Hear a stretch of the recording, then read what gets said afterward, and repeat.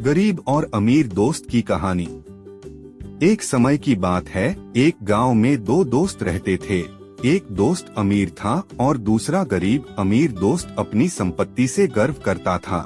वह बड़ा घर, आलीशान कारें और आरामदायक जीवन जीता था। वह उसकी धन दौलत की वजह से समाज में मान्यता प्राप्त कर रहा था।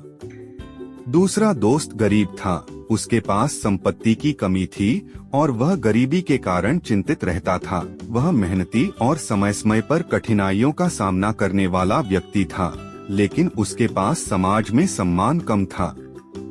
एक दिन गरीब दोस्त अपने मन की बात अमीर दोस्त को बताने के लिए उसके घर गया। उसने उसे अपनी संघर्ष भरी कहानी सुनाई, अपनी मशक्कतों और दुखों के बारे में बताया। उसने अपने सपनों और आकांक्षाओं के बारे में भी बताया। अमीर दोस्त ने सभी कहानियों को ध्यान से सुना और उनकी गरिमा और अवसरों पर ध्यान दिया।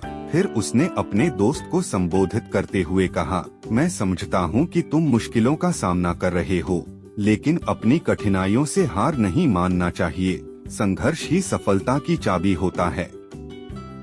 गरीब दोस्त ने अपने दोस्त के वचनों को समझा और स्वयं को मजबूत करने का निर्णय लिया। वह मेहनत और संघर्ष के माध्यम से अपने लक्ष्यों की ओर अग्रसर हुआ। वह अधिक प्रयास करने लगा, नए अवसर ढूंढने और अपनी क्षमताओं का उपयोग करने लगा। धीरे धीरे उसकी मेहनत और समर्पण ने फल दिया और उसने अपनी संपत्ति बढ़ाने में सफलता प्राप्त की।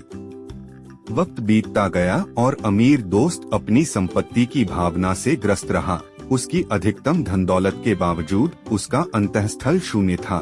उसे अपने जीवन में खुशी और संतुष्टि की कमी महसूस होती थी। एक दिन अमीर दोस्त गरीब दोस्त को मिलने आया और उसे अपनी असंतोषजनक स्थिति के बारे में बताया। उसने कहा, मैं तो धन के बावजूद खुश नहीं हूँ। मेरे पास सारे सुख हैं, लेकिन संतुष्टि की अनुभूति नहीं होती है।